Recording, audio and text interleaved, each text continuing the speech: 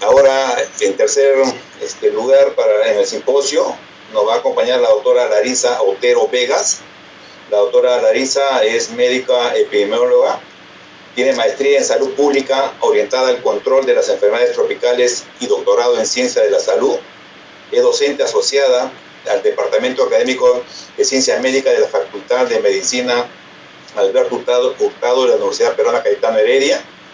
Es doctorada en Ciencias Clínicas por la Universidad de Gante en Bélgica y es investigadora de la Unidad de Tuberculosis del Instituto de Medicina Tropical Alexander von Humboldt de la Universidad Peruana Cayetano Heredia. La doctora Larisa nos va a hablar sobre la estrategia de la contención de la epidemia del COVID-19, ¿no? Teniendo en consideración en nuestro medio que ya estamos en la cuarta ola. Para recordar solamente, en la primera ola hemos tenido casos de 9.100 casos por día. En la segunda ola hemos tenido casos de 15.000 casos por día. En la tercera ola hemos llegado a tener 56.880 casos por día. Y el día 13 de julio, en esta cuarta ola, el Ministerio de Salud ha reportado 12.538 casos en un día, ¿no? Estamos, y se menciona que en estas 2 semanas los casos van a ir aumentando. Entonces cae a pelo el tema de la doctora Larisa Otero en cuanto a la estrategia de contención de la epidemia COVID-19. Doctora Otero, buenas tardes.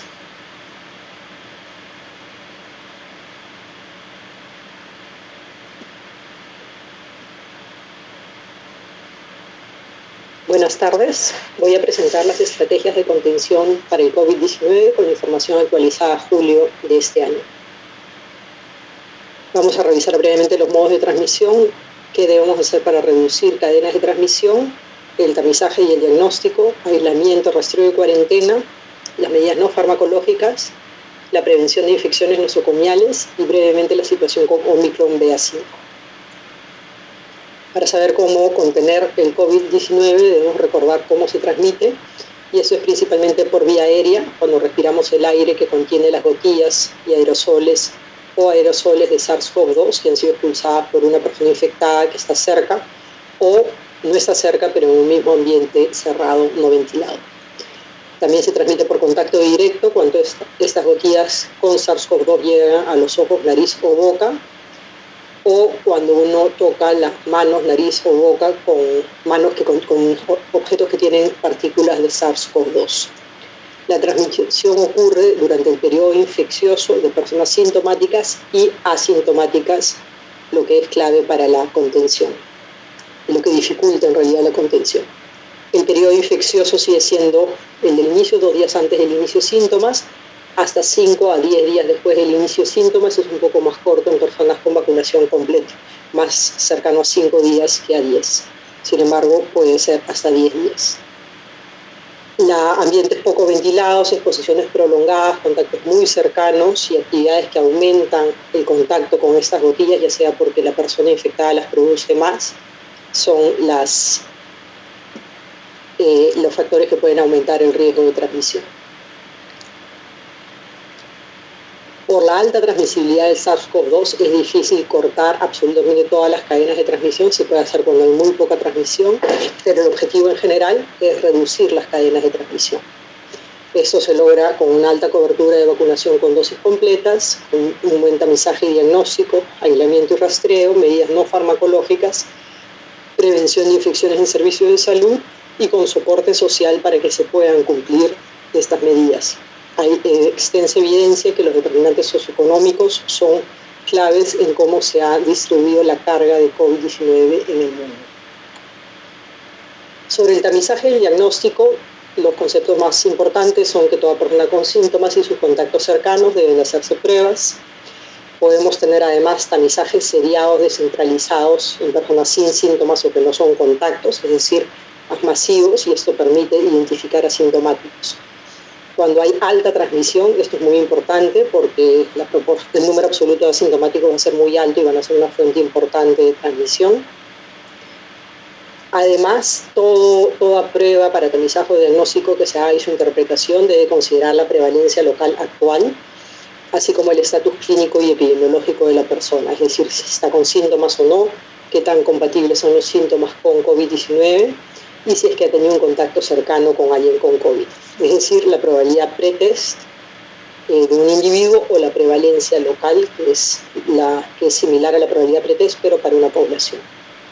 Además, se debe saber si es que lo que conviene para cierta población, cierto contexto, son pruebas en el punto de atención o point of care test, que pueden ser masivas y llegar a más personas, pero la calidad puede no ser tan buena como las centralizadas o no se pueden tener las capacidades para hacerlas. Tenemos principalmente dos tipos de pruebas para tamizaje diagnóstico, las moleculares con una alta sensibilidad del 95% y una especificidad muy alta también. La mayoría se hacen en laboratorios, es decir, no se pueden hacer en los lugares de atención necesariamente y demoran un día, a veces más cuando hay mucha carga. Hay algunas rápidas que pueden estar en 90 minutos menos. La de Abbott, la de Expert han sido evaluadas en esta revisión de Cochrane y tienen una sensibilidad un poco menor que las que son hechas en laboratorio, sin embargo bastante alta también, y una especificidad muy alta. Además tenemos las de antígeno, que tienen una especificidad similar a la de las moleculares, pero una sensibilidad un poco más moderada. Sin embargo, por su facilidad de uso, son muy escalables, pueden ser hechas en punto de cuidado. Sin embargo, vamos a ver que tienen alta variabilidad. Entre las más sensibles que se han estudiado, la de Biosensor y la de Abbott, vemos que con una alta prevalencia de COVID en un contexto específico, una prevalencia de 5%, el valor predictivo positivo es de 84 a 90%. Es decir, 1 de 10 a 1 de 6 resultados positivos van a ser falsos positivos y 1 de 4 a 1 de 8 resultados negativos pueden ser falsos negativos. Con una prevalencia mucho menor, se desempeñan menos bien y el valor predictivo positivo es solo de 11 a 28%, lo que se traduce en que 7 a 9 de 10 resultados positivos van a ser falsos positivos y entre 1 de 2 a 1 de 3 resultados negativos van a ser falsos negativos. Es decir, baja la prevalencia o baja la probabilidad pretest y empezamos a tener mucho más falsos positivos y falsos negativos. Acá estamos entrando un poco más de detalle sobre la variabilidad de las pruebas de antígeno.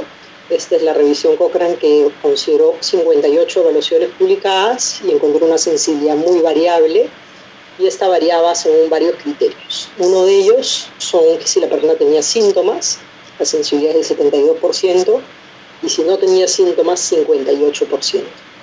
Además, en la primera semana de síntomas, la sensibilidad era mucho mayor, 78%, versus 51% en la segunda semana de síntomas.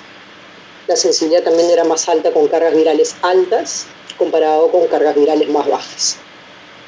También había alta variabilidad entre las marcas. Aquí dos ejemplos. Con la de Coric Bioconcept, la sensibilidad era solo del 34% y el intervalo de confianza alto, 38%, es decir, bien bajo. Y la de Biosensor, 88%. Entonces, la sensibilidad de las pruebas de antígenos no es tan alta si es que está hecha sobre todo en asintomáticos, segunda semana, con cargas virales bajas, y algunas marcas se desempeñan menos bien. Sin embargo, son relativamente útiles en sintomáticos, sobre todo en la primera semana. La especificidad sí es alta y para todos los casos, tanto sintomáticos y asintomáticos, y para la mayoría de marcas. El CDC de Estados Unidos propone este algoritmo para el uso de interpretación de pruebas de antígeno en base a lo que acabamos de comentar sobre la variabilidad.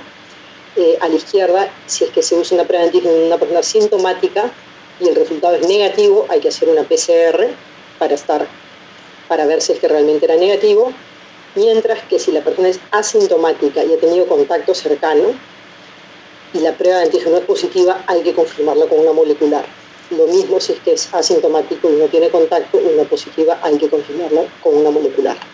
Básicamente se confirman las positivas en asintomáticos y se confirman las negativas en sintomáticos con una molecular, y para cada caso se debe considerar la probabilidad pretest de cada persona, es decir, qué tanto tiene o no tiene síntomas, qué tan compatibles son, qué tan cercano ha sido el contacto, si es que eso ha sido un contacto con un caso confirmado, etc. Entonces, manejar de manera individual la necesidad de hacer una confirmación en estos escenarios. Luego de identificar a una persona con COVID, es indispensable el aislamiento inmediato. Hay un enfoque ideal que es aislar de inmediato, rastrear todos los contactos y ponerlos en cuarentena. Sin embargo, por la alta transmisibilidad de COVID y el número de casos y contactos que se generan, esto es muy complejo. Entonces, hacerlo de manera ideal, entonces se debe hacer un enfoque más pragmático que considere el riesgo de transmisión, la situación epidemiológica actual en cada lugar, qué capacidades existen para pruebas, aislamiento, estudio de contactos y cuarentena, y los efectos socioeconómicos locales sobre este aislamiento y cuarentena. Recordamos que la cuarentena es separar a contactos cercanos para que si desarrollan COVID no transmitan, es decir, es separar a personas no infectadas o que no se sabe si están infectadas, mientras que el aislamiento es separar a personas con COVID para que no contagien durante el periodo infeccioso. El rastreo de contactos es identificar, ubicar e informar a los contactos cercanos. Coinciden más o menos las guías internacionales sobre cómo debe hacerse esto en la actualidad. Esta es la del CDC de Europa, con la actualización reciente que han hecho, y hacen una diferenciación sobre el aislamiento para vacunados no vacunados, así como la situación ideal, que es la primera columna, una situación opcional cuando hay mucha presión en el sistema de salud y en la sociedad, y una tercera opción cuando hay una presión extrema, es decir, cuando hay colapso, cuando hay demasiada transmisión y no se puede hacer lo ideal. Entonces, en una persona no vacunada, lo ideal para cortar el aislamiento es que la persona haya resuelto fiebre por 24 horas y haya mejorado síntomas, además de 10 días, que hayan pasado 10 días del inicio de síntomas, o que tenga 2 pruebas de antígeno negativas separadas por 24 horas. Si es que hay alta presión en el sistema de salud, no se puede hacer esto ideal, es lo mismo, pero en lugar de 10 días de aislamiento, 5 días de aislamiento seguidos por 5 días de uso de mascarilla de alta filtración y una sola prueba negativa en el día 5. En un caso de presión extrema, se mantiene lo mismo, resolución de fiebre, 5 días de aislamiento, 5 días de mascarilla y solo si se puede se hace la prueba. En las personas vacunadas baja el tiempo de aislamiento, el ideal es lo mismo también resolución de fiebre por 24 horas y mejores síntomas, pero solo 6 días de aislamiento desde el inicio de síntomas o 2 pruebas de antígeno negativas separadas por 24 horas. En una situación de alta presión, los vacunados pueden aislarse 3 días y 3 días de mascarilla con una prueba al día 3, mientras que en presión extrema son 3 días de aislamiento y 3 días de mascarilla, y sí se puede hacerse una prueba al día 3. Entonces, esos son los escenarios para los casos que están infectados y los aislamientos tanto ideales o opcional o con otras opciones si es que no se puede cumplir con eso. Para la cuarentena, es decir, personas que han estado en contacto pero no se sabe si están infectados, también se divide igual en vacunados no vacunados y lo ideal con otras 2 opciones.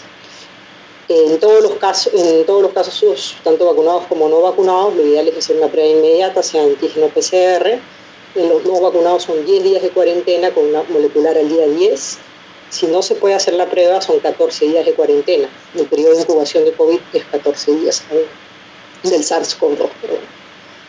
En una situación de alta presión también se hace una prueba inmediata, pero solo 7 días de cuarentena con prueba al día 7, o si no hay prueba, 10 días de cuarentena. En una situación de presión extrema bajamos esto a 5 días, si se puede una prueba al día 5 y 5 días de uso de mascarilla de alta filtración. Estos son los contactos. En el caso de vacunados, también se hace una prueba inmediata y cuarentena hasta tener el resultado negativo. Si es que es negativo, la cuarentena puede detenerse, pero se debe repetir la prueba el día 2 o entre 2 y 4 y monitorizar síntomas, usar mascarilla, distancia y evitar contacto con vulnerables. En una situación de alta presión es lo mismo porque es una cuarentena relativamente leve o las medidas no son tan fuertes como para que tengan tanto impacto en la sociedad.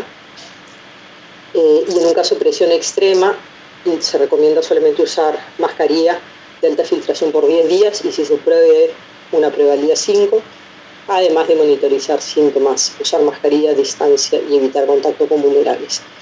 Creo que este escenario, la última fila de esta diapositiva, es el más frecuente en los casos que nos consultan ahora, ya que la gran mayoría de personas en Lima, en el Perú, están vacunadas.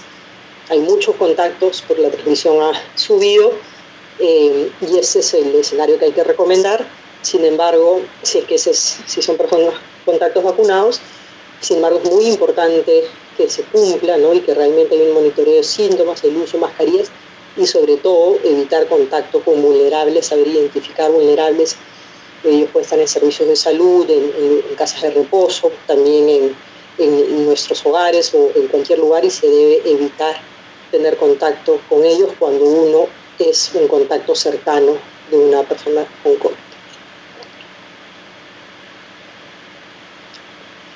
Luego, las medidas no farmacológicas, la evidencia para estas no viene tanto de SARS-CoV-2, es difícil generar ese tipo de evidencia, porque usualmente no son medidas aisladas que tienen cada un efecto por separado, pero las recomendaciones se basan en estudios de influenza y otros virus respiratorios y las formas de transmisión conocidas de SARS-CoV-2, que es básicamente reducir el número de contactos, evitar aglomeraciones en lugares poco ventilados, usar mascarillas en lugares cerrados, poco ventilados o lugares abiertos pero aglomerados, distancia física, fomentar y facilitar que las personas con síntomas se queden en casa. Esto no es algo que existen medidas en el Perú para esto. ¿Qué pasa cuando una persona tiene síntomas y tiene que quedarse en casa?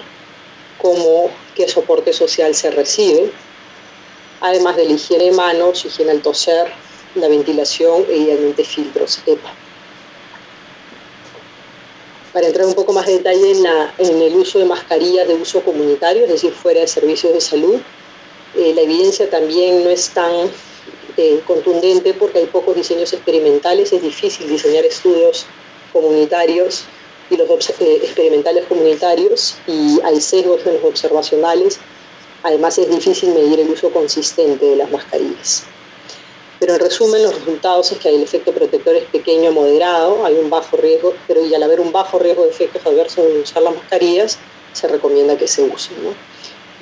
Acá hay un estudio de modelamiento que hizo esta Organización de Estados Unidos sobre higienistas industriales, y estimaron que el tiempo estimado para la dosis infecciosa por Omicron se aumenta de 15 minutos cuando ni el caso ni el contacto usan mascarilla.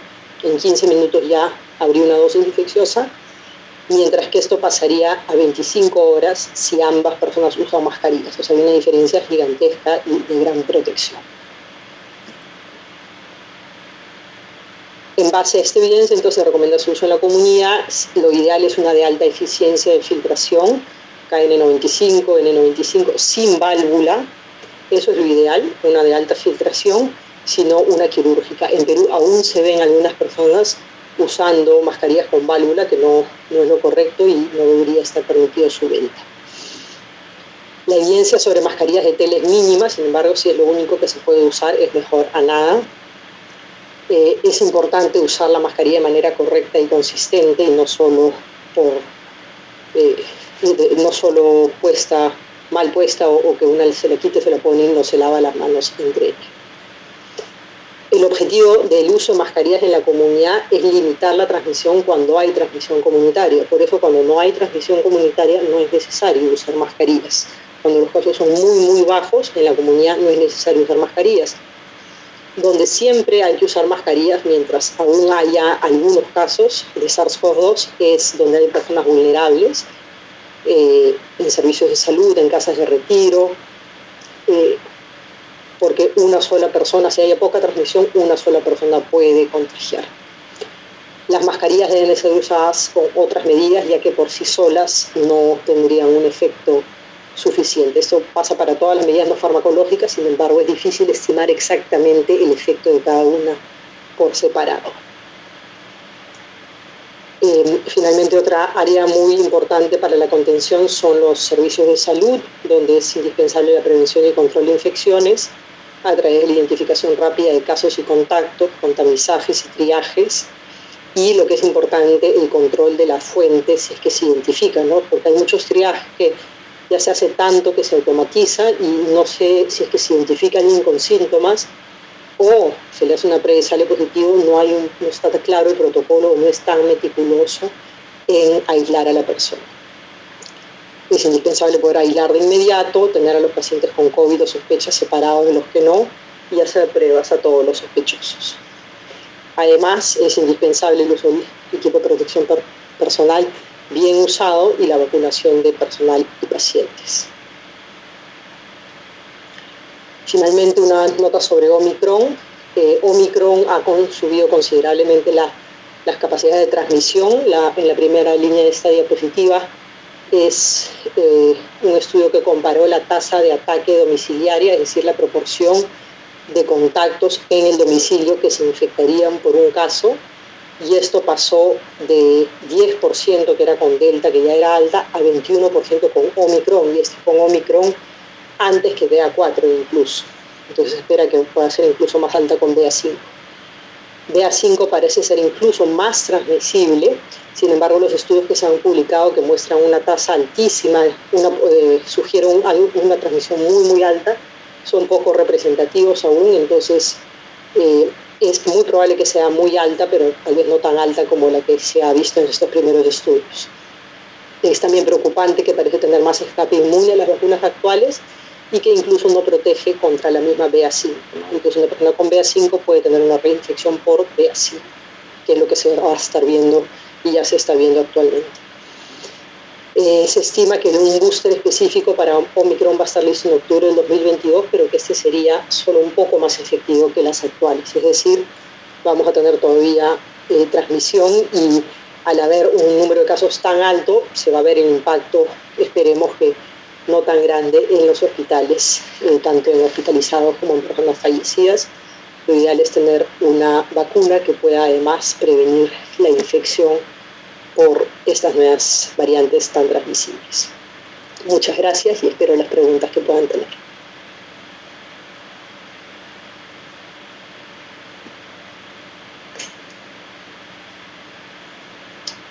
Ok, hemos escuchado la exposición de la doctora Larissa. La doctora Larissa manifiesta su pesar de no poder conectarse debido a unos problemas que ha presentado en transporte. Ahora tenemos unos cuantos minutos para terminar el simposio. Esta es la doctora Larissa. La doctora Larissa, ¿cómo está? Me había mencionado que iba a tener dificultades en su transmisión. La doctora... Sí, ok. Muy bien, doctor Espinosa, permítame hacerle una pregunta. Esa relación básicamente que en su diapositiva, en su exposición lo mencionó, pero me gustaría que amplíe un poco más en cuanto a dos puntos, básicamente. Uno es en cuanto a la transmisión vertical. Se han reportado casos, como usted lo ha mencionado, pero al día de hoy podemos decir que el SARS-CoV-2 se transmite, hay una transmisión vertical.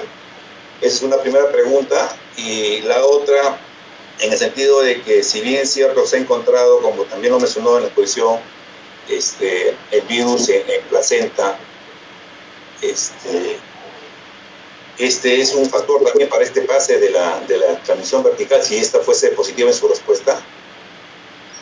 Sí, gracias por las preguntas y gracias nuevamente a la sociedad, al doctor Ciudad, al doctor Vázquez por la invitación. ¿Me puede escuchar bien? Correcto, doctor. Ya, perfecto. La transmisión vertical es muy rara, en los estudios que yo presenté, particularmente los estudios sistemáticos, en los estudios de cohorte, la transmisión era casi cero, la transmisión vertical. En algunos estudios de casos y controles se ha demostrado que la transmisión vertical podía llegar a 3%.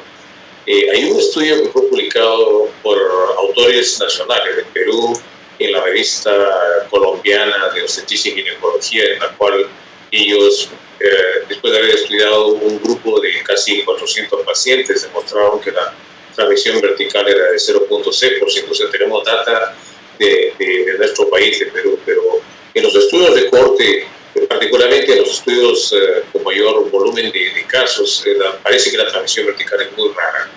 muy rara. En algunos casos, que son estudios más pequeños, han demostrado que puede llegar al 3%, que me parece que es un poco una sobreestimación.